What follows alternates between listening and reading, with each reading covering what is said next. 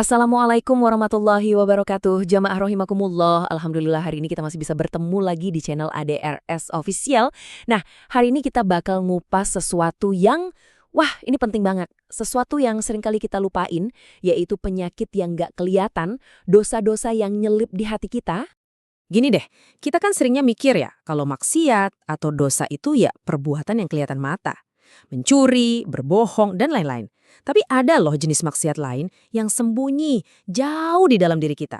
Dan disinilah, di dalam hati, pertempuran yang sesungguhnya terjadi. Dampaknya jauh lebih besar dari yang kita kira. Dalam pandangan Islam, hati itu bukan cuma organ buat pompa darah ya. Bukan sama sekali. Hati itu ibaratnya raja. Dia itu pusat komando yang ngendaliin semua tindakan kita, semua perilaku kita. Baik atau buruknya kita, semuanya itu berawal dari sini, dari hati. Coba kita perhatikan baik-baik ya. Ada sebuah hikmah yang luar biasa dari Rasulullah SAW yang jadi fondasi dari semua obrolan kita kali ini. Sebuah sabda yang ngejelasin betapa krusialnya ngejaga kesehatan si pusat komando ini. Nah ini dia, hadis ini bener-bener negasin semuanya. Kesehatan spiritual hati kita itu secara langsung nentuin kesehatan seluruh hidup kita. Kalau hatinya sehat, omongan kita, pandangan kita, perbuatan kita, insya Allah bakal ikut sehat. Tapi sebaliknya, kalau hatinya udah sakit, udah rusak, wah seluruh badan bakal ikut ngerasain kerusakannya. Oke, mari kita bedah lebih dalam. Sekarang kita akan coba kenalan sama penyakit-penyakit atau dosa-dosa spesifik yang bisa merusak hati. Anggap aja mereka ini musuh-musuh tak terlihat yang harus kita kenali biar kita bisa lawan. Kategori musuh yang pertama ini, ini yang paling bahaya. Kenapa? Soalnya dia nyerang langsung ke fondasi keimanan kita, ke hubungan kita sama Allah Subhanahu wa Ta'ala. Ini serangan langsung ke akarnya. Coba kita lihat satu-satu. Pertama, ragu sama Allah dan sifat-sifatnya. Ini racun awal. Terus ada jebakan yang bahaya banget. Merasa aman. Jadi kita terus aja berbuat dosa, tapi mikir, santai, Allah kan maha pengampun, tanpa ada niat buat berhenti. Ini bahaya banget. Dan yang terakhir, kebalikannya. Putus asa dari rahmat Allah. Merasa dosa udah numpuk, udah nggak mungkin diampuni lagi. Tapi Al-Quran langsung kasih penawarnya. Ayat ini jadi pengingat yang luar biasa kuat buat kita. Gak peduli segelap apapun masa lalu kita, pintu rahmat Allah itu selalu terbuka buat siapa aja yang mau kembali. Jadi, jangan pernah putus asa. Oke, sekarang kita pindah ke musuh berikutnya. Nah, penyakit-penyakit yang ini, semuanya itu akarnya cuma satu. Rasa aku yang kegedean. Atau bahasa kerennya, ego yang gak kekontrol. Ketiganya ini mirip-mirip tapi beda loh. Ria itu pamer, kita beramal bukan karena Allah, tapi biar dibilang, wah hebat ya. Sombong, ini jelas ya, kita ngerasa lebih tinggi, lebih baik dari orang lain.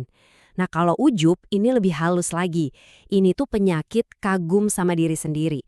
Ngerasa diri udah paling oke karena ilmu atau amalan yang kita punya.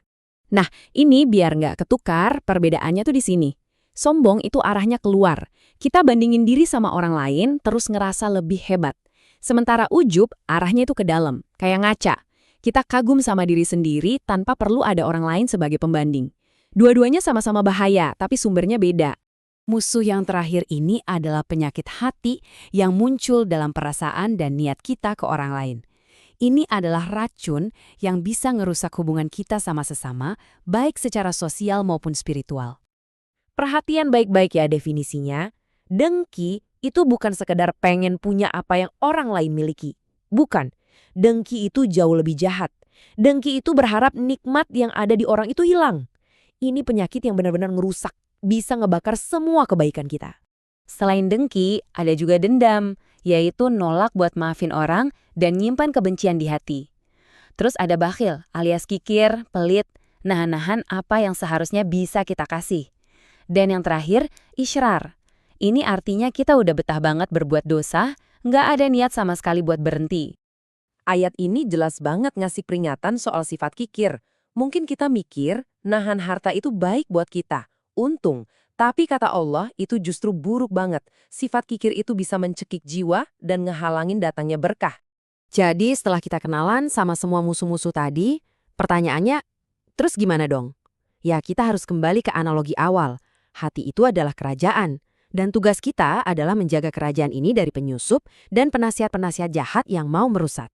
Kita tutup lingkaran pembahasan kita dengan kembali ke hadis yang fundamental ini. Inilah pesan utamanya. Perbaiki hati, maka insya Allah seluruh aspek hidup kita bakal ikut membaik.